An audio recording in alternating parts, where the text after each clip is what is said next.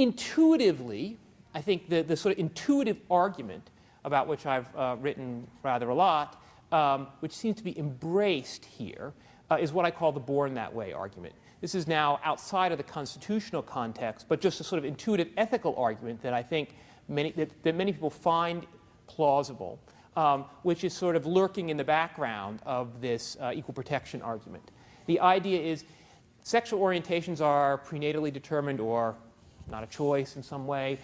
It's wrong to discriminate against people or otherwise or punish people for something that is an accident of birth. Therefore, it's wrong to punish or discriminate against lesbians, gay men, and bisexuals if, in fact, because those things are innate or immutable.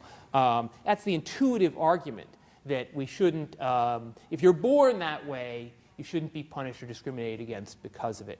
And that, I think, is the idea that is sort of implicit in some of this equal protection analysis.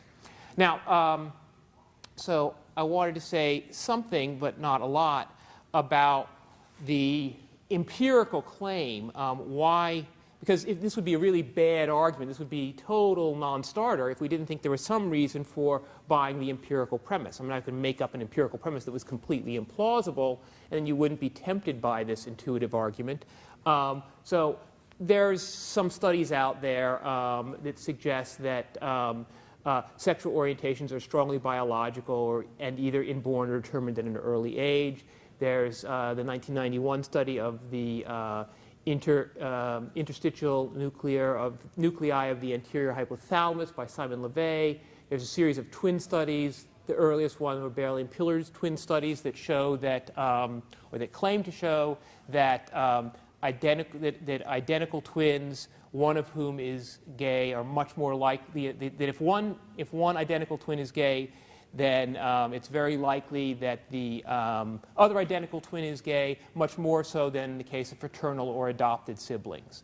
Hamer did a gene linkage study that looked at the genetic familiarity of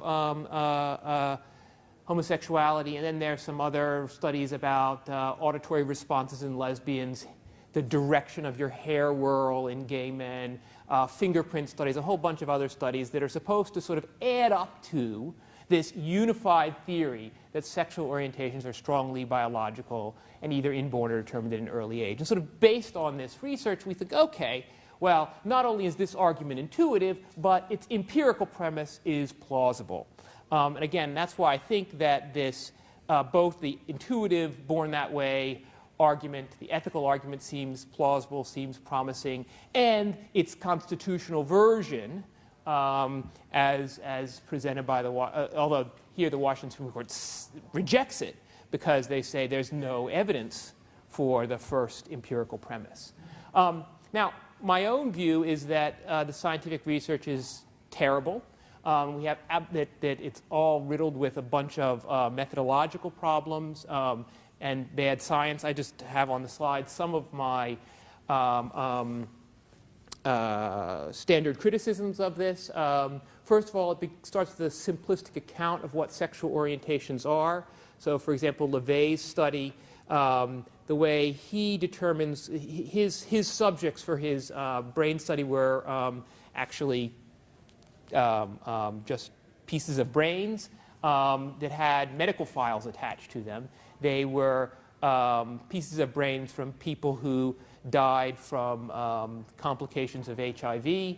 And if they were HIV positive and they had indicated that their risk factor was sexual activity with people of the same sex, he called them gay. And if they were HIV positive and didn't include that as a risk factor, he called them straight.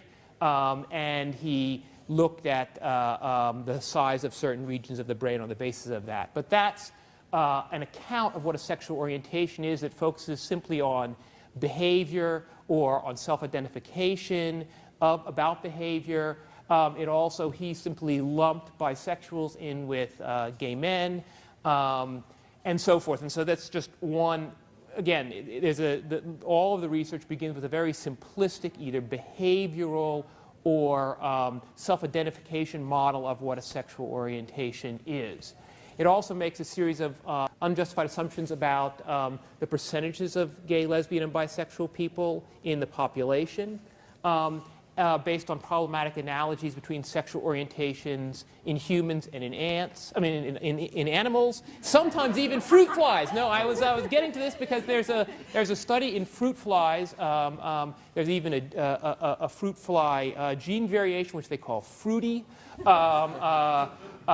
Which is if there's a certain mutation there that fruit fly becomes oriented in a certain way to other male fruit flies, and so forth. And this is actually, I'm not making this up, this is used as a model of human sexual orientation. It just shows how absurd it is, but there's also the lesbian seagulls study about them, which also suggests that if this is the model of human sexual orientation, that something is wrong, it's overly simplistic.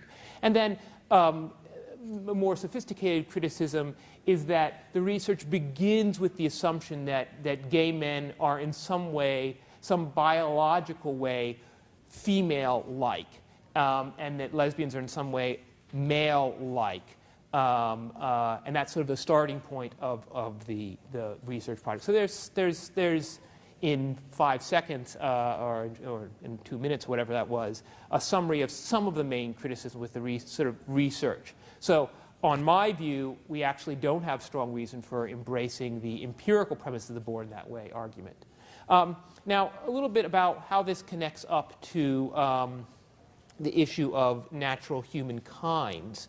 So there's a debate which used to be quite trendy within LGBT studies between essentialism and social constructionism.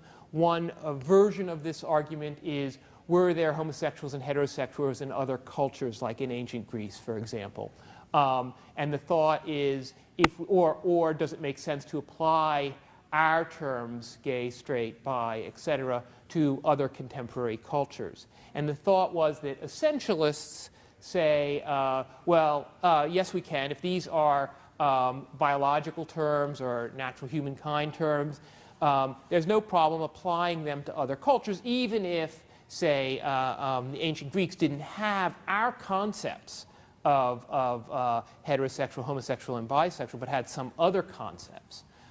It's perfectly fine for us to apply our concepts to them because our concepts are the right concepts. Ours are the objective scientific terms, and it's okay to apply them to other cultures. That's what the essentialists would say on this picture. And the social constructionists would say, no, no, no, we can't apply our terms. That would just be like applying the term, say, were they a member of the Democratic Party, or was Socrates a hippie?